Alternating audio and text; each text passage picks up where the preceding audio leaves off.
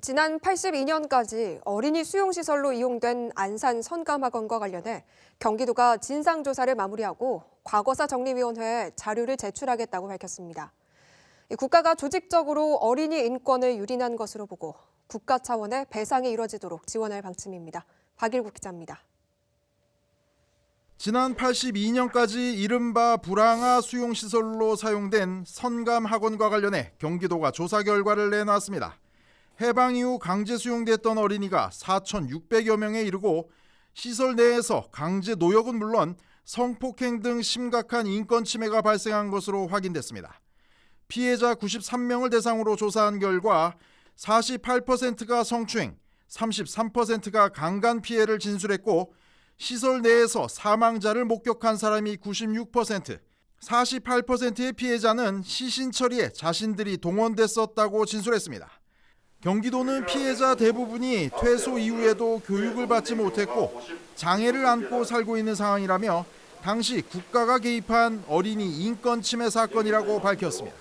34%가 장애가 있으며 이들 중 30%는 성감학원에서 입은 피해로 인해 장애가 발생했다고 대답해서 아동기에 겪은 이 같은 폭력은 퇴소 후에도 심리적인 트라우마로 이어질 개연성이 높다 할 것입니다.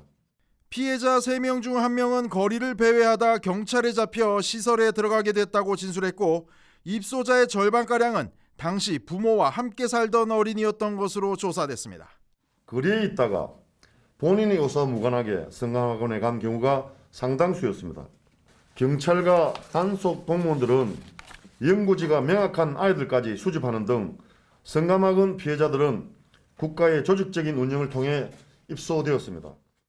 선감학원은 1942년 일제 총독부에 의해서 만들어진 어린이 수용시설로 해방 이후에도 한국 정부가 관리하면서 지난 82년까지 운영해왔습니다.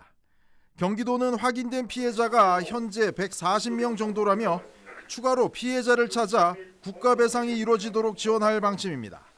도는 우선 오는 10일부터 활동을 시작하는 과거사위원회와 함께 진상을 규명하고 이후 배상을 위한 특별법 추진에 나설 예정입니다.